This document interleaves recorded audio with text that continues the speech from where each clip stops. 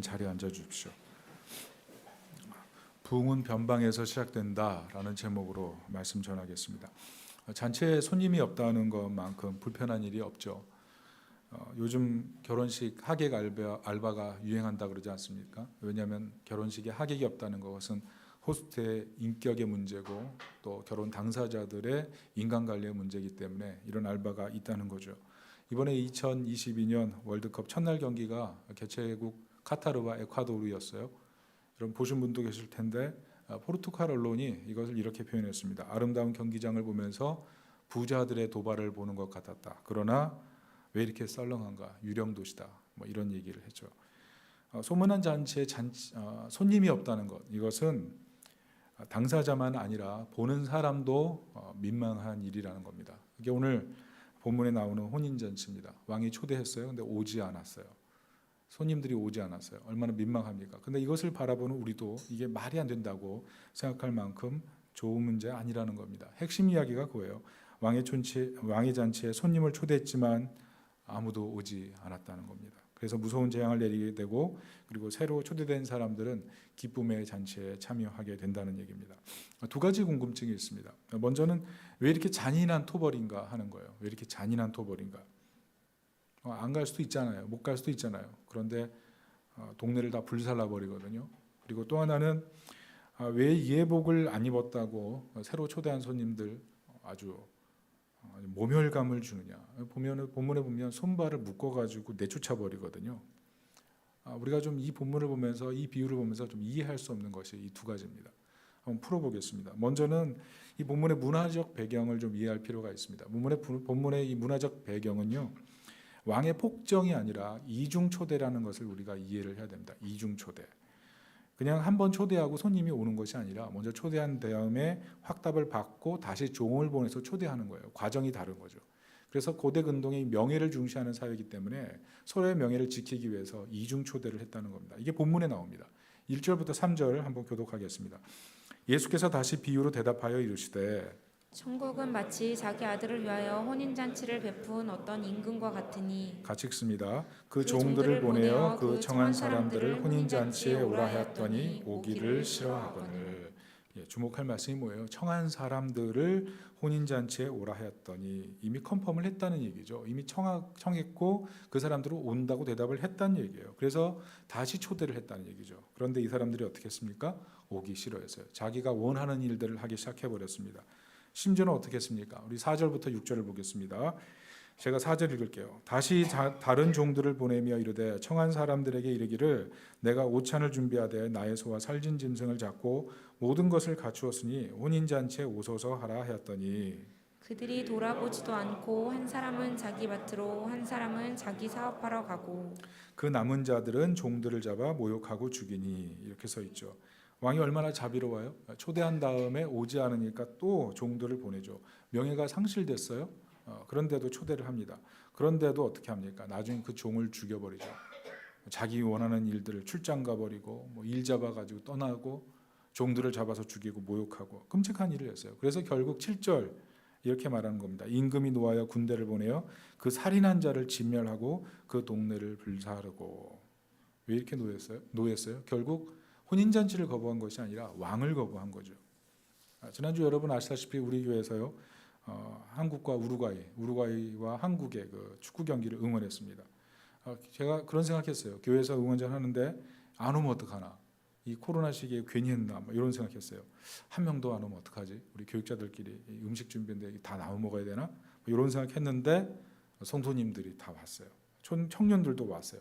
와서 응원하니까 너무 기쁘더라고요. 아주 그냥 즐거움이 가득했습니다. 여러분 생각해 보세요. 왕이 혼인잔치를 했는데 만약 사람들이 다 왔다면 얼마나 큰 해피엔딩이에요. 얼마나 큰 해피엔딩이겠어요. 그런데 오늘 본문에 보면 이게 새드 엔딩으로 끝나지 않습니까? 더구나 어떻게 돼요? 특권이 다 넘어가 버려요. 특권이. 새로운 사람들에게 특권이 다 넘어가요. 그 축복이 다 넘어가죠. 8절 9절을 보십시오. 같이 읽어봅니다. 이에 종들에게 이르되 혼인잔치는 준비되었으나 청한 사람들은 합당하지 아니하니 내 거리 길에 가서 사람을 만나는 대로 혼인잔치에 청하여 오라 한대. 여러분 이것이 의미하는 게 무엇입니까? 하나님께서 사랑하셨던 그 이스라엘이 혼인잔치를 거부해서 이방인들에게 그 특권이 다 넘어갔다는 거예요. 실제로 이스라엘 역사에 어떤 일이 있습니까? 예수 그리스도를 거부하고 죽인 다음에 AD 70년경에 로마 황제 베스파시안 그 아들 디도 장군이 예루살렘에 들어와서 예루살렘 성을 완전히 무너뜨리죠.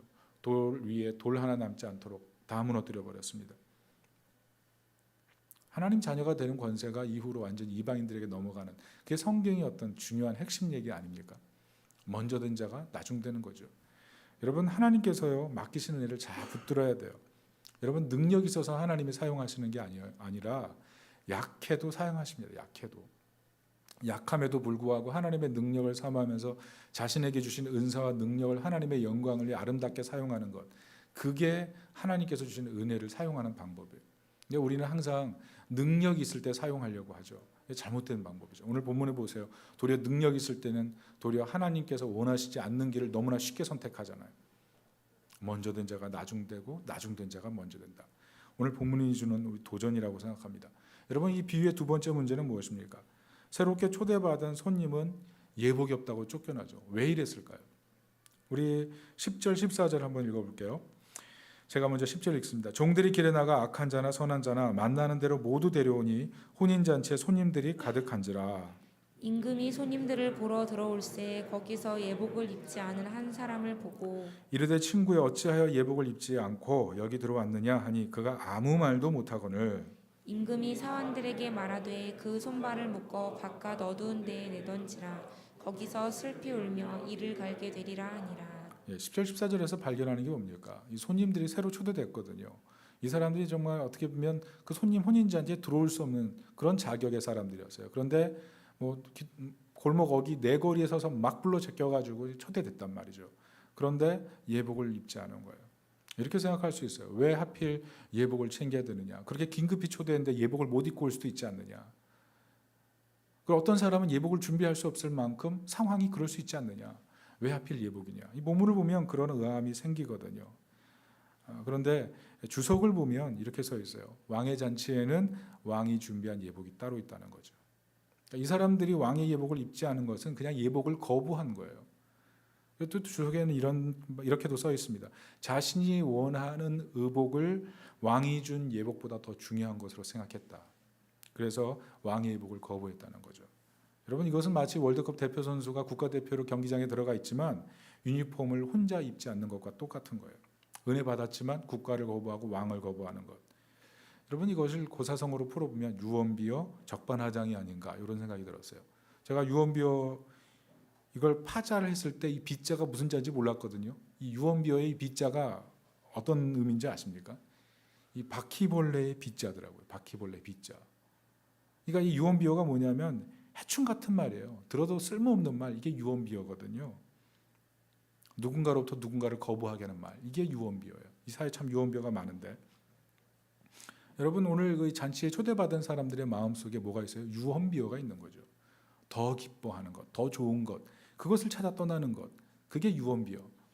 적반하장 무엇입니까? 뜻이 뭐예요? 도둑이 도리어 매를 든다는 거죠. 도둑이 잘못했으면 자기가 매를 받아야 되는데 도리어 매를 들고 누군가를 때리려고 하는 것. 그게 적반하장 아니에요. 오늘 본문에 나온 내용이 그렇다는 거죠. 잘못된 메시지를 마음에 심고 자기 마음대로 행동하는 거죠. 너는 내 왕이 아니다는 거예요. 결국은. 그게 오늘 혼인잔치의 비유에 얘기를 하는 것입니다. 이 도모습이 우리에게 얘기해 주는 게 무엇입니까? 은혜를 받았지만 사람들은 얼마나 종교화되기 쉽고 얼마나 타락하기 쉬운지를 얘기해 주고 있는 거예요. 여러분 종교가 무엇입니까? 내가 기뻐하는 것을 하나님도 원한다고 생각하는 거예요. 그게 종교예요. 여러분 타락이 뭐예요? 타락이 뭐냐 하면 하나님이 중요한 것보다 내가 중요하게 생각하는 것을 더 기뻐하는 거예요. 그게 타락이죠. 여러분 내가 원하는 기쁨, 그것을 우리가 삶에서 계속 반복하거든요. 그것이 나의 인생의 가장 중요한 것이다. 내 마음속에 심어지면 나도 모르게 내가 원하는 길로 가게 되고 그게 가장 중요한 게 된다는 겁니다. 어떤 결과가 생길까요? 이것은 사실 현대사회에서 계속 반복되고 있는 문제랑 똑같아요. 내 기쁨으로 나를 구원하려고 하는 것. 여러분 합리주의는 뭡니까? 합리주의는 이런 내용이 있어요. 죄를 짓지 않은 사람은 구원이 필요하지 않다. 이성적으로 볼 때 죄를 짓지 않은 사람이 왜 그 사람이 죄인이 되느냐. 그게 합리주의적 사고 아닙니까? 그러면서 죄를 짓지 않은 사람은 도덕적인 우위를 가지고 도덕적 우위가 없는 사람들을 향해서 얘기할 수 있는 것. 그게 합리주의적 사고죠. 그런데 이 말이 맞습니까? 사람은 죄가 없는데 왜 괴롭죠? 난 죄를 지은 게 없어요. 그런데 인생은 괴로워요. 이걸 어떻게 해결하죠? 다원주의는 어떻습니까? 내가 기분 좋은 길로 가. 내 마음을 따라가. 거기 구원이 있어라고 얘기를 합니다. 그것이 맞습니까? 아무나 따라가면 거기 구원이 있나요? 예배를 드리면 중요한 거예요? 아니면 예배의 대상이 중요한 거예요?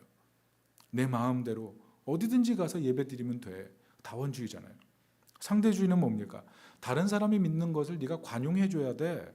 그렇게 해야 네가 성인이야. 이렇게 얘기를 하지 않습니까? 맞습니까? 도둑질하는 것이 옳다고 생각하는 사람이 도둑질하고 있어요. 그러면 당신은 그걸 관용해야 됩니까? 우리는 그걸 관용해야 돼요? 그게 상대주의 아닙니까?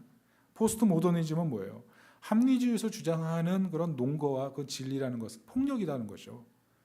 이제는 내가 생각하는 것이 진리라는 거예요. 이성의 시대 그 불합리가 있다는 거죠.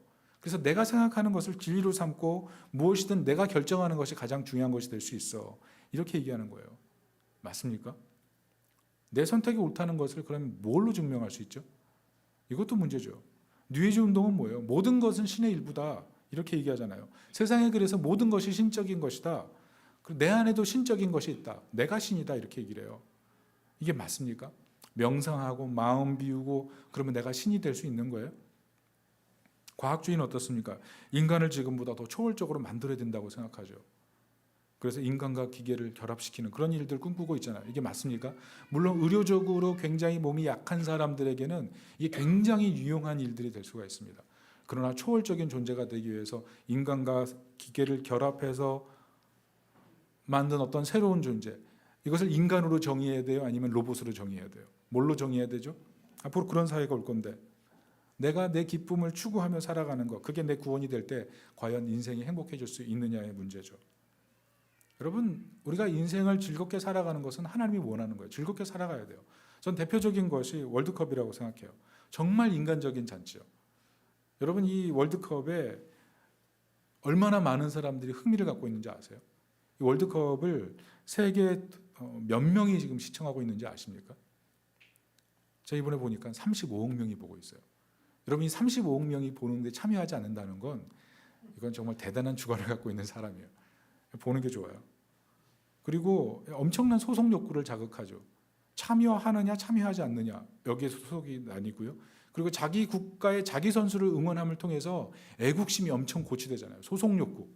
무언가에 소속돼서 자기 마음을 기쁘게 하는 일들이 월드컵 안에 있어요. 그리고 정신승리가 있죠. 약소국이 강대국을 이기잖아요. 이 축구가 그런 거예요. 축구 못하는 나라인데 축구 잘하는 나라를 이겨요.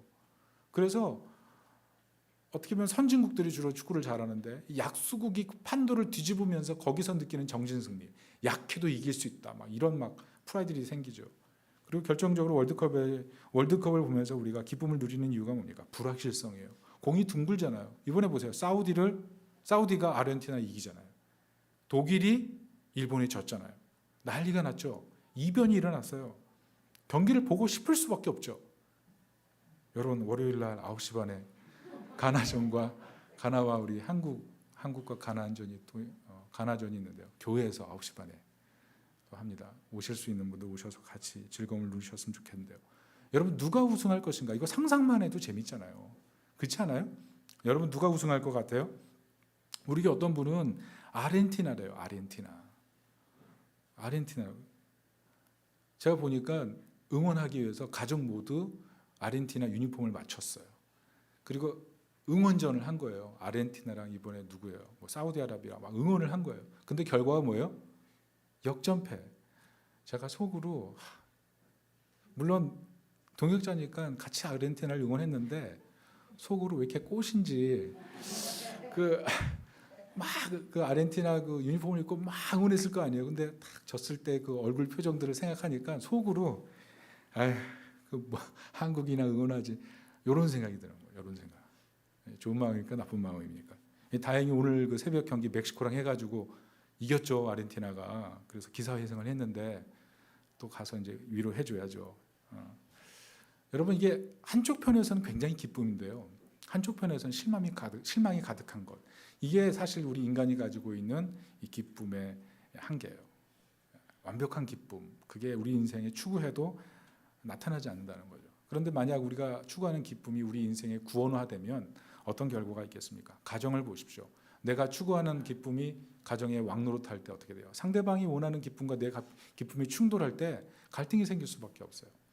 외모가 내게 최고의 기쁨이 된다고 생각하는 사람 거울을 매일 보겠죠. 그러나 거울을 보면서 매일 생각하는 게 뭐겠어요?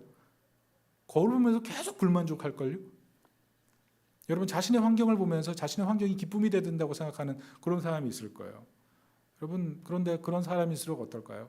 자기가 있는 그 현실을 보면서 이 자리는 내 자리가 아닌 것 같아 라고 생각할 가능성이 굉장히 많죠. 현실과 자신을 분리시키는 자기 소외. 어디를 가도 내가 원하는 환경이 없거든요. 그러니까 그곳에서 항상 자기 소외가 되고 여기를 떠나려고 하고 여러 가지 마음을 품는 것이 우리 인생의 모습이라는 거죠. 결국 어떻게 됩니까? 내가 원하는 기쁨을 가지고 내 신앙을 주관하려고 하는 그런 역전현상이 벌어진다는 거죠. 우리 삶에 이런 역전현상이 굉장히 많이 일어나요. 설교를 그렇습니다. 설교도 내가 원하는 물질관, 내가 원하는 인생관, 내가 원하는 결혼관 다 있거든요. 그 관점 아래 인생을 맞춰 살거든요. 설교 때 아무리 은혜를 받아도요, 그 관점이 분명하면 흔들리지 않습니다. 그냥 은혜 받고 다시 그렇게 살아가는 거예요. 자기 관점 아래 은혜를 끼워 맞춘다니까요. 우리가 그렇게 살아갈 때가 얼마나 많은지 몰라요. 이것이 사실 오늘 시대를 살아가는 종교인과 비그리스도인들의 문제예요. 똑같아요. 자기가 기뻐하는 방식으로 구원을 추구하는 것. 비그리스도인들은 하나님을 떠나면 굉장히 즐거울 줄 알았는데 그렇지 않죠. 그래서 계속 기쁨을 찾아 떠나죠. 믿는 사람들은 어떻습니까? 내가 원하는 기쁨과 신앙생활을 같은 우선순위에 놓고 살면 될 줄 알죠. 그런데 그게 가능합니까? 그렇지 않다는 거예요. 뭔가 우선순위를 바꿔야 좀 분명해지는 거죠. 여러분 우리는 왜 기쁨을 추구하면서 만족하지 못할까요? 그것은 오늘 본문이 잘 얘기하고 있는 거예요. 그 본문이 얘기하고 있는 게 뭐냐면 결국 은혜를 너무 가볍게 생각해서 그렇다는 것입니다. 오늘 본문이 얘기하고 있는 게 뭐예요? 10절을 보면 주인이 누굴 초대해요? 선한 사람도 악한 사람도 다 동시에 초대하거든요. 무슨 말이냐면 우리 혼인잔치에 내 공로, 내가 잘나서 초대받은 것이 아니고 은혜로 초대받았다는 거예요. 그리고 오늘 보면 어떻습니까? 종을 보내잖아요. 근데 종이 어때요? 종을 죽여버리거든요. 종을 죽여버렸기 때문에 명예의 왕이 금이 갔어요. 그러면 혼인잔치 멈추고 이 혼인잔치에 대해서 다시 생각하고 이 부화가 끝일 때까지 뭐 기다리든지 이런 과정이 있어야 되잖아요. 근데 그렇게 하잖아요. 곧바로 은혜를 또 베풀죠. 또 다른 손님을 찾죠. 또 다른 손님. 그래서 이 혼인잔치를 아름답게 마무리하려고 그러죠. 예복을 주잖아요. 예복까지. 은혜라는 거죠. 은혜. 특별히 본문에서 발견하는 정말 큰 은혜가 뭐예요? 여기 나온 종이 뭐예요? 두 번째 나온 종이 뭐예요? 두 번째 나온 죽는 종이 누굽니까? 사실 본문에서 얘기하는 이 종이 아들이거든요. 임금의 아들이에요. 이게 복음이에요. 자리바꿈. 죽어야 될 사람이 안 죽고 죽지 말아야 될 사람이 죽는 것. 이게 혼인잔치에서 얘기하는 내용인 것입니다. 여러분 그래서 여기서 말하는 예복이라는 것이 무엇이냐면 혼인잔치에 참여하게 한 은혜를 붙드는 감사예요. 예수 그리스도의 그것을 붙들고 나와서 감사하는 거죠. 잔치에 합당한 태도로 나아가는 것. 그게 예복이라는 뜻이에요. 이것이 요한계시록 19장 7절부터 9절에 잘 나와 있습니다. 우리 한번 교독하겠습니다. 제가 7절 읽습니다. 우리가 즐거워하고 크게 기뻐하며 그에게 영광을 돌리세. 어린 양의 혼인 기약이 이르렀고 그의 아내가 자신을 준비하였으므로 그에게 빛나고 깨끗한 세마포 옷을 입도록 허락하셨으니 이 세마포 옷은 성도들의 옳은 행실이로다 하더라. 같이 9절 읽습니다. 천사가 내게 말하기를 기록하라. 어린 양의 혼인잔치에 청함을 받은 자들은 복이 있도다 하고 또 내게 말하되 이것은 하나님의 참되신 말씀이라 하기로. 무슨 말씀입니까? 이 혼인잔치가 뭐예요? 나와 그리스도의 혼인잔치예요. 교회와 그리스도의 혼인잔치를 말하는 거죠. 이것이 너무 감사해서 이 잔치에 참여하게 하신 그 은혜를 붙들고 나와서 나오는 사람, 그 사람에게 이 기쁨의 잔치에 참여하게 하겠다는 거 아니겠습니까? 그래서 결국 무엇이냐면 이 혼인잔치의 이 기쁨을 바라보면서 내가 자격 없는 자인데 이 혼인잔치에 참여할 자격을 얻었기 때문에 이것을 기뻐하고 살아가는 삶, 이것이 사실 우리 신앙생활의 가장 큰 기쁨이 되어야 된다는 거죠. 저는 기쁨에 대해서 생각할 때 아직도 기억나는 게 있어요. 우리 집 애들 키울 때 참 우리 애들 많이 울었거든요. 그 대표적으로 언제 많이 우냐면 먹을 거 줄 때 그렇게 많이 울어요. 먹을 거 주면 서로 먹겠다고 싸우고 때로는 뭐 사탕 오른쪽에 지어주고 과장 왼쪽에 지어주고 있어도 그래도 울어요. 왜? 과자를 먹으면서 줄어들거든요. 과자를 먹으면서 줄어드니까 더 화가 나는 거예요. 왜 줄어드냐고. 그러면서 먹으면서 울어요. 누구 닮아서 그랬을까요? 뭐 저를 닮아서 그랬겠죠. 욕심이 많은 저를. 하여튼 울어요. 그런데 여러분 사실 어떻게 보면 울 필요 전혀 없잖아요. 사탕이 뭐 얼마나 값비싼 겁니까? 과자가 뭐 과자 요즘 비싸졌어요. 그래도 웬만하면 다 공급해 주잖아요. 그게 부모로서 해줄 수 있는 그 사랑 아니에요.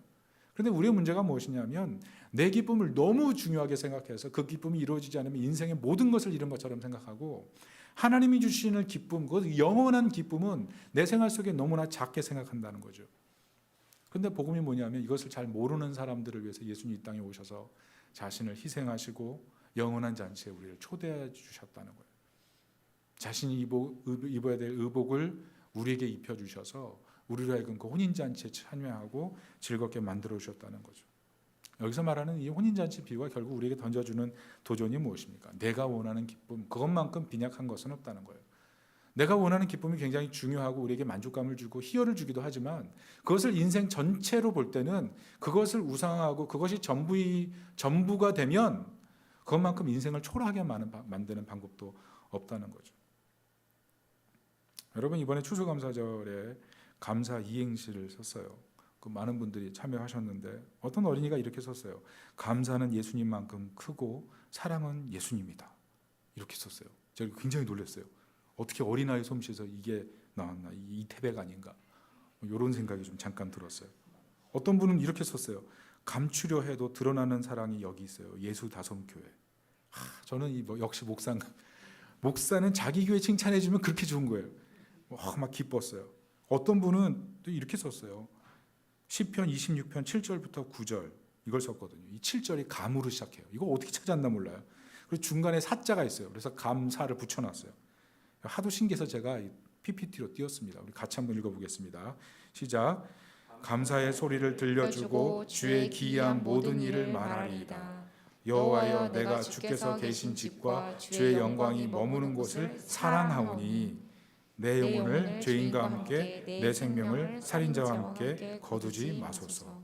감사 딱 나오죠. 감사의 소리 사랑하오니 딱 나오잖아요. 어떻게 이것을 찾아냈는지. 이분이 우리 교회 교사거든요. 여러분 우리 교회 교사 수준이 이렇게 높아요.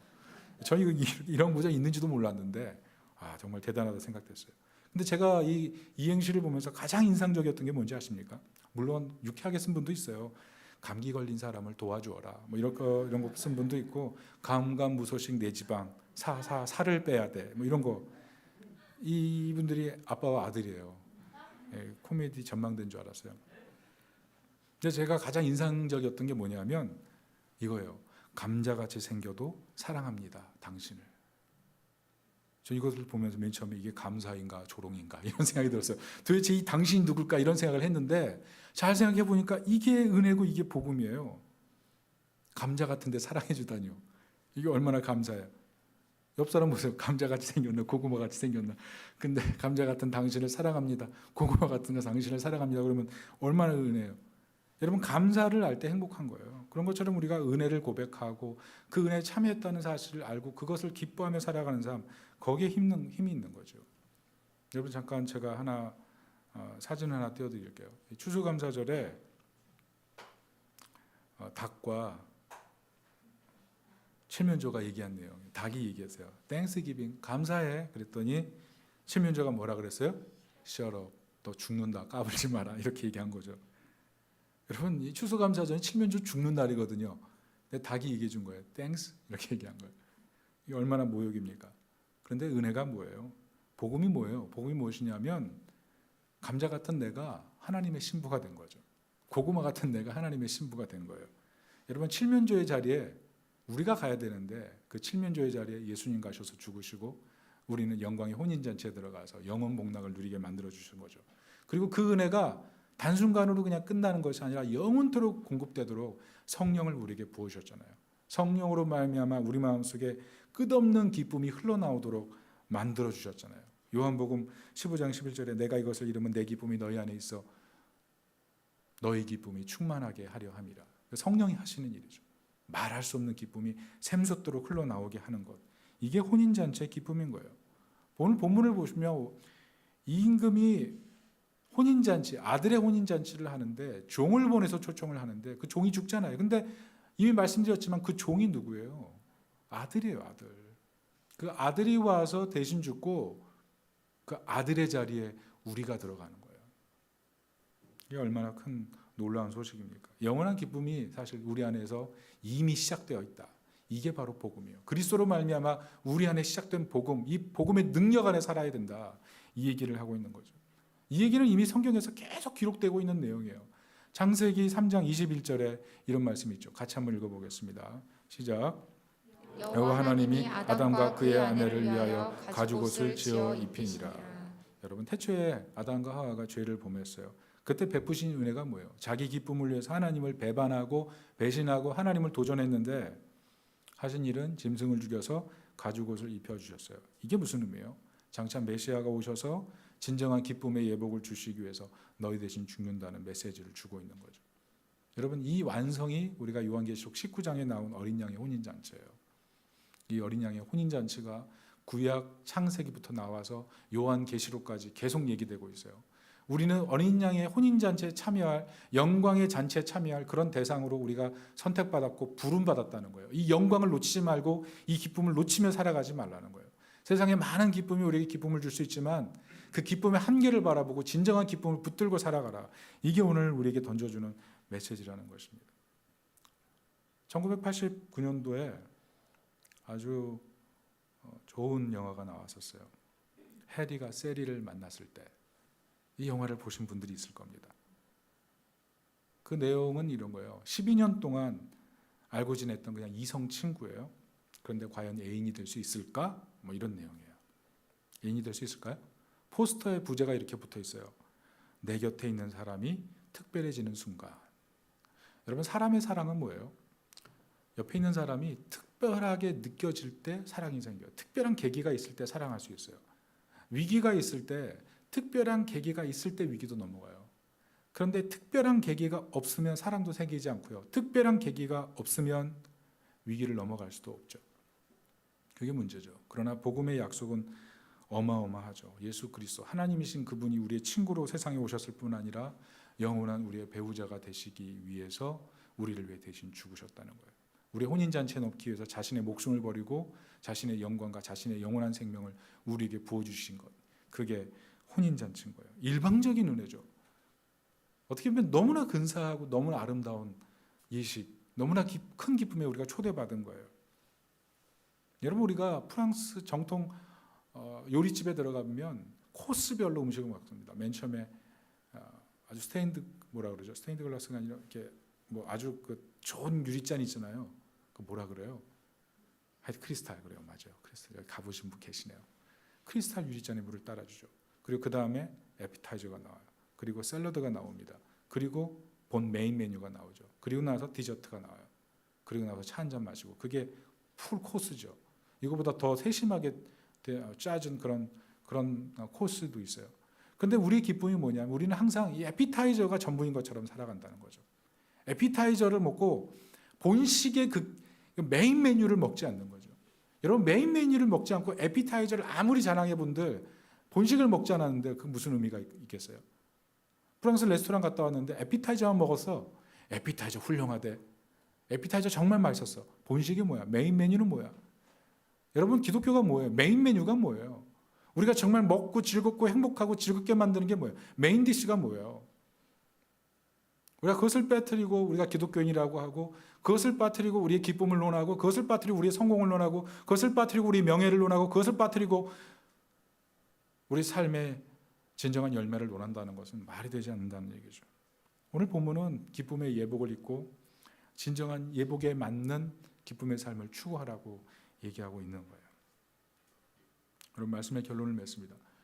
여러분, 내가 추구하고 있는 기쁨, 그것을 구원화할 때 우리는 하나님과 멀어지는 것이 굉장히 자연스럽습니다. 서론에서 말씀드렸지만 유령신앙 같은 거예요. 살아있지만 죽어있는 거예요. 왜? 내 기쁨에 신앙을 귀속시키려고 그러거든요. 내 기쁨의 틀에 신앙을 다 맞추거든요. 내가 기쁨이 있을 때는 하나님이 아무리 기쁘다고 얘기해도 기쁨이 없으면 기쁨이 없는 거예요. 우리가 그렇게 살아간다는 거죠. 그거 위험한 신앙 아니겠어요? 그래서 여러분, 혹시라도 내가 내 기쁨의 신앙이, 내 기쁨이 내 인생에 구원화되어 있다면 다시 기도하셔야 돼요. 부흥을 위해서 기도하셔야 돼요. 오늘 본문을 보세요. 은혜가 어디로 흘러요? 유대인에게서 이방인으로 흐르잖아요. 그런데 이방인에게서 부흥이 일어나서 다시 유대로 돌아가는 것, 이게 하나님 나라의 큰 메인스트림의 얘기 아니에요? 은혜가 어디서 시작해요? 다시 변방에서 다시 중심으로 돌아가는 것, 이게 하나님의 구원 스토리거든요. 여러분, 부흥이 뭐예요? 힘 있고 능력 있고 위대한 사람들을 통해서 사회 주류에서 일어나서 부흥 운동이 일어났나요? 그게 아니죠. 도리어 약한데 하나님의 능력을 붙들고 복음을 붙들고 혼인잔치에 참여했다는 믿음을 붙들고 변방에서 나아가는 사람을 통해서 하나님의 부흥이 일어났어요. 여러분, 역사적으로도 보면 이 청교도 부흥이 1세대에 일어나고 2세대 들어가면서 얼마나 약화됐습니까? 사람들이 믿어봤자 소용없어, 믿어봤자 별거 없어, 새로운 철학사조들 들어오면서 그 철학사조를 붙들고 살아가는 게 굉장히 지성인 것처럼 그렇게 살아가면서 믿음의 어떤 믿음으로 살아가는 것, 그 뭐 아무것도 아니야 이렇게 돼버리지 않았어요? 그런데 변방에 있던 조나단 에드워드, 뉴잉글랜드를 중심으로 해서 다시 부흥이 일어나잖아요. 변방에서 부흥 운동이 시작돼서 미국 전체로 확산되지 않습니까? 여러분, 오늘 시대에 어떻게 보면 내가 변방이라고 생각하는 사람들 많을 거예요. 지금 내 자리가 변방입니다. 어떻게 보면 이 시대에 정말 변방이라고 생각되는 사람들은 누굴까요? 전 청년들이 아닐까 생각해요. 열심히 준비해도 미래가 보장되지 않는 그런 사회를 살아갈 그 준비하기 때문에 정말 마음이 불안할 수밖에 없죠. 다음 세대 도대체 무슨 일이 일어날까요? 우리 기성세대는 다 누렸는데 그 다음 세대가 누리게 될 현실은 어떻게 보면 우리는 다 알죠. 너무나 쪼그라져 있다는 것. 파이가 너무 작아요. 이런 시대에 청년들과 다음 세대는 내동이 쳐지게 되거든요. 여러분, 그런데요, 교회사 속에 하나님이 사용하신 부흥의 주역은 항상 청년이었어요. 예수님도 청년이셨고, 제자들 120문도가 청년이었고, 사도도 청년이었고, 종교 개혁자들도 청년이었고, 부흥의 주인공들, 역사 속에 부흥을 일으킨 모든 사람들도 청년이었어요. 우리 민족의 가슴을 깨웠던 사람들도 청년이었고요. 민족의 위기 때마다 민족의 위기를 앞장서서 회복시켰던 사람들도 청년이었어요. 여러분, 부흥의 중심은요, 강하고 뛰어나고 능력 있고 위대한 사람들을 통해서 일어났던 게 아니에요. 현재가 불안하고 인생의 위기를 겪고 삶의 위기를 겪고 미래가 암담하고 결혼의 위기를 겪고, 그러나 그럼에도 불구하고 그리스도를 따르고 혼인잔치를 믿고 인생을 기쁨으로 살아가려고 하는 사람, 그 사람을 통해서 회복이 되는 것을 믿으시기 바랍니다.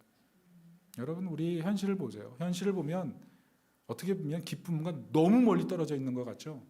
그러나 하나님의 기쁨이 진정한 기쁨이라는 사실을 믿고 그 하나님의 능력이 우리 인생을 돕는다는 사실을 믿고 인생을 살아가기 시작하면 그 믿음 안에서 나오는 능력이 있다는 거예요. 시편 110편 3절 우리 다 같이 한번 읽어보겠습니다. 시작. 주의 권능의 날에 주의 백성이 거룩한 옷을 입고 즐거이 헌신하니 새벽 이슬 같은 주의 청년들이 주께 나오는도다. 여러분, 꿈을 꾸십시오. 주의 청년들이 거룩한 옷을 입고 주님의 예복을 입고 하나님 백성들이 거룩한 예복을 입고 새벽 이슬과 같이 일어나는 그때, 그게 부흥이에요. 여러분, 내 손에 가진 것이 아무것도 없고 내가 자랑할 만한 것이 아무것도 없고 내가 기쁨을 추구하는 그 기쁨이 나에게 진정한 만족이 되지 못해서 또 다른 기쁨을 추구할 수밖에 없는 그런 삶을 살아가잖아요. 그런데 복음의 약속은 무엇이냐면 종으로 오신 예수 그리스도, 청년으로 오신 예수 그리스도, 변방 갈릴리에서 오신 예수 그리스도가 우리 인생을 도우실 수 있다는 거예요. 우리의 가장 큰 절망을 가장 큰 기쁨으로 변화시키고 우리의 가장 큰 위기에 있는 가정의 문제를 가장 행복의 자리로 바꾸실 수 있고 우리의 가장 큰 슬픔을 가장 위대한 기쁨으로 바꾸실 수 있다는 거예요. 그것을 하시기 위해서 예수 그리스도가 오셨다는 거예요. 마틴 루터가 이렇게 얘기했어요. 그리스도인으로서 복된 삶이란 그의 다스림을 믿고 그의 손을 영원히 붙잡고 사는 것이다. 여러분, 진정한 기쁨이 어디에서 출발합니까?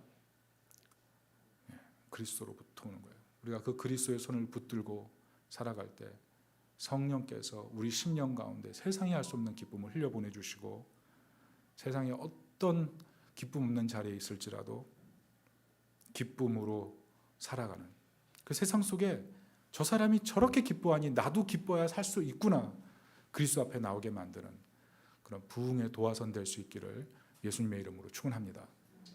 아멘. 우리 이 시간 다 같이 한번 기도합시다.